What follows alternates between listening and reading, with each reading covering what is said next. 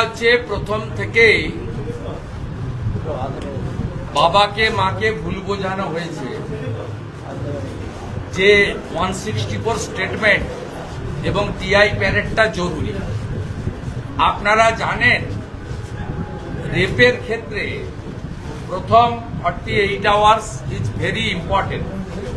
যে biological parts সংগ্রহ করা হয় এটা কিন্তু 72 ঘন্টা পরে আর পাওয়া যায় না।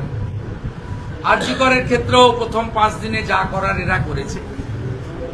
তাই সম্পূর্ণভাবে মমতা ব্যানার্জির নির্দেশে পুলিশ এই জায়গাটা করেছে এবং সাহায্য করেছে IQ City medical private medical college, তার মালিক সজ্জন ঝুনঝুনওয়ালা।